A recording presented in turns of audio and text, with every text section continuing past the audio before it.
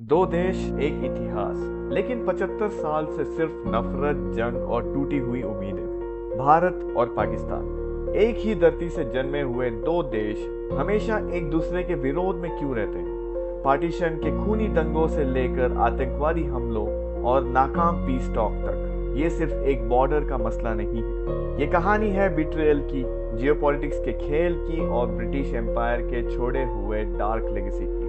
चलिए इस कहानी को समझते हैं, हेडलाइंस और पॉलिटिक्स के पार असली सच के साथ। नमस्कार, मैं हूं सुप्रीत कुलकर्णी, एक मार्केट डेटा एनालिस्ट जिसके पास 8+ इयर्स ऑफ कंसल्टिंग एक्सपीरियंस है। इस चैनल पर हम कॉम्प्लेक्स टॉपिक को सिंपल बनाएंगे, गैप्स को समझेंगे और आपको मिलेगी इनसाइट्स जो मैटर करती है। तो चलिए शुरू करते हैं।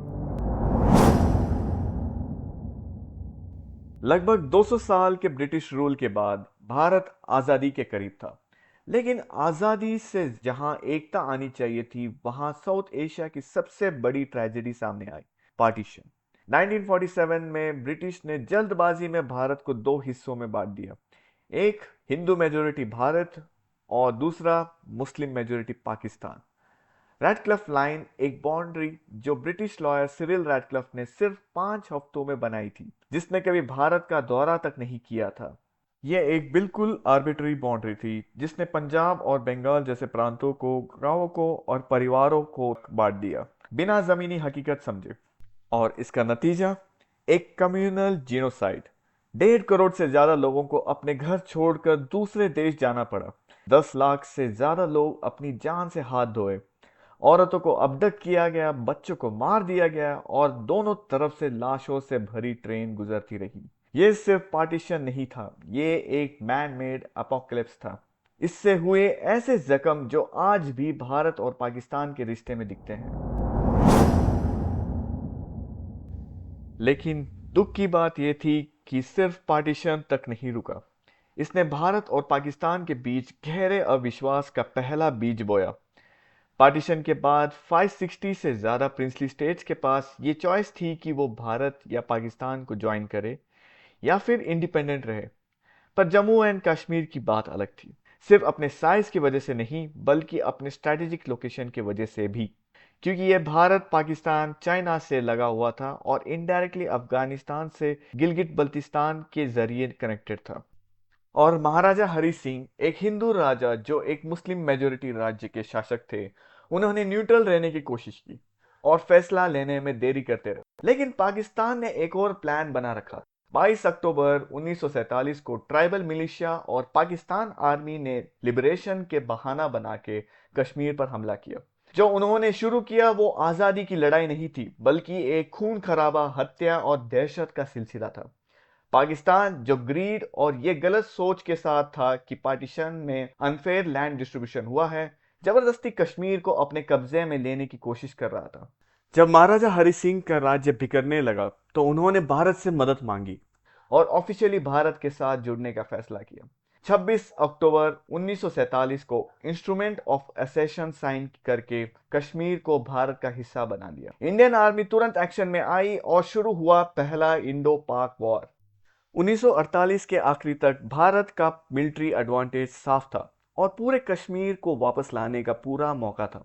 लेकिन ब्रिटेन और अमेरिका जैसे देशों के इंटरनेशनल प्रेशर के चलते भारत ने 1 जनवरी 1949 को United nation mediated cease fire मान लिया।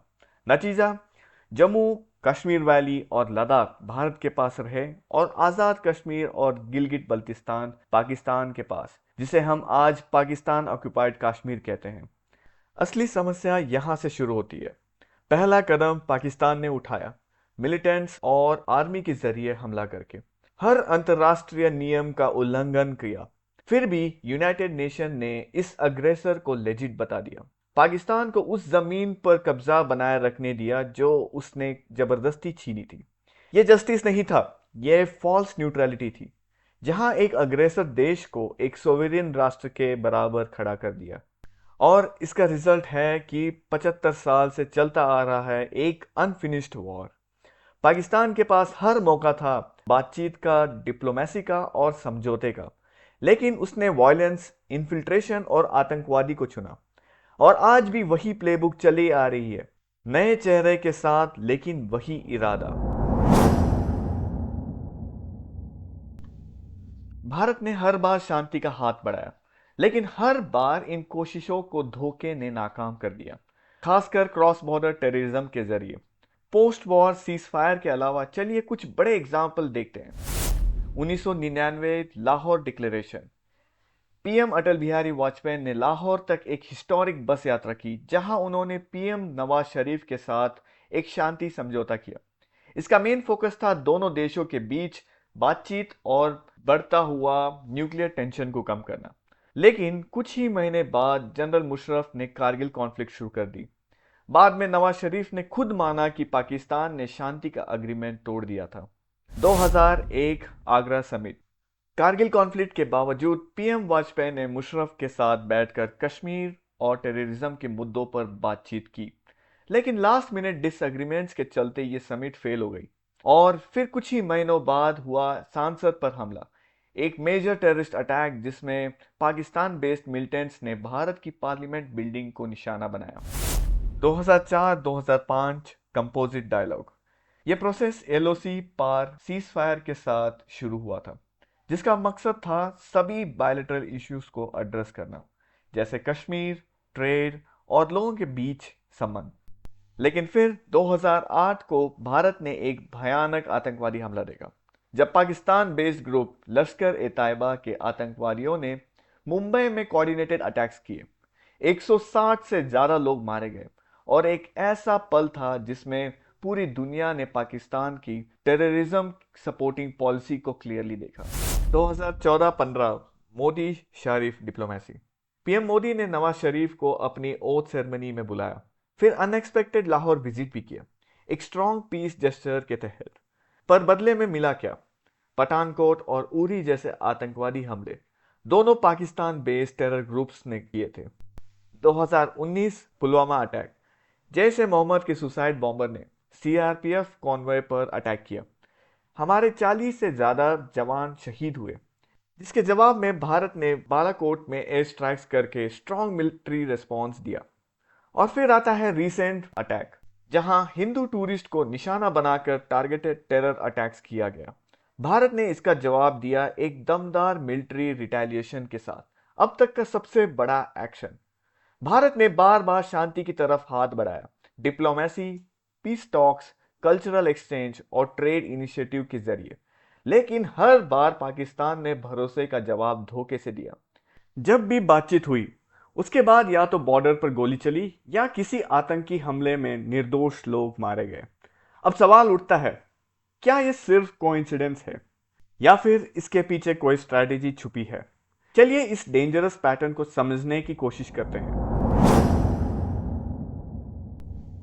ब्रिटिशर्स के जाने के बाद सिर्फ कॉलोनियल रूल ही नहीं खत्म हुआ, बल्कि इंडियन आर्मी का पूरा स्ट्रक्चर भी रीडिस्ट्रीब्यूट हुआ। करीब 2.6 लाख फौजियों ने, ज्यादातर हिंदू और सिख, ने भारत ज्वाइन किया और लगभग 1.4 लाख मुस्लिम फौजियों ने पाकिस्तान। पार्टीशन के बाद पाकिस्तान के पास स्ट्रॉन्ग पॉलिटिकल लीडरशिप नहीं थी, लेकिन एक वेल ट्रेन्ड मिलिट्री जरूर थी, जो ब्रिटिश इंडियन आर्मी का हिस्सा थी। और पहले दिन से ही पाकिस्तान की यह मिलिट्री एस्टैब्लिशमेंट देश की सबसे पावरफुल, ऑर्गेनाइज्ड और इन्फ्लुएंशियल ताकत बन गई, जो सिर्फ सिक्योरिटी नहीं बल्कि पॉलिटिक्स और नेशनल आइडेंटिटी को भी शेप करने लगी। अपने डोमिनेंस बनाए रखने के लिए पाकिस्तान आर्मी ने एक सिंपल लेकिन पावरफुल नैरेटिव तैयार किया, भारत हमारा दुश्मन है। इस कहानी ने पाकिस्तान आर्मी को एक परमानेंट रोल दिया, नेशनल गार्डियन के रूप में। और जब भी किसी सिविलियन लीडर ने भारत के साथ शांति की बात की, चाहे वो नवाज शरीफ हो या बेनजीर भुट्टो, मिलिट्री ने या तो उन्हें हटा दिया या उनका रास्ता रोक दिया या उनकी आवाज ही बंद कर दी। असली सच तो यह है, अगर भारत के साथ शांति हो गई तो पाकिस्तान आर्मी अपनी इंपॉर्टेंस खो देगी। ना बड़े डिफेंस बजट्स का जस्टिफिकेशन बचेगा, ना पॉलिटिक्स में घुसने का बहाना।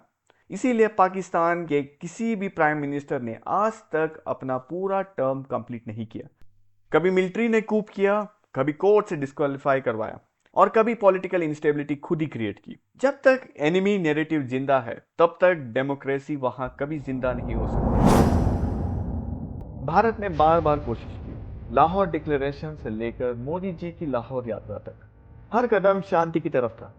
पर पाकिस्तान ने हमेशा जवाब दिया टेरर के साथ। अब सवाल यह है, क्या शांति मुमकिन है जब एक देश जंग को पॉलिसी और आतंक को स्ट्रेटजी मानता हो? जवाब सीधा है, पाकिस्तान की ताकत नफरत से चलती है, समझौते से नहीं। उसकी फौज दोस्ती में नहीं, दुश्मनी में अपना फायदा देखती है। जब तक ये सोच नहीं बदलेगी तब तक शांति मुमकिन नहीं है। भारत अब खुद के टर्म्स में बात करेगा, स्ट्रेंथ के साथ, क्लैरिटी के साथ और जीरो टॉलरेंस फॉर टेरर के साथ। असली शांति तब आएगी जब पाकिस्तान झूठ बोलना बंद करेगा, गोली नहीं बोली को इंपॉर्टेंस देगा और एक बैटलफील्ड नहीं एक नॉर्मल नेशन बनना चाहेगा। तब तक भारत रहेगा फर्म, फियरलेस और एकजुट।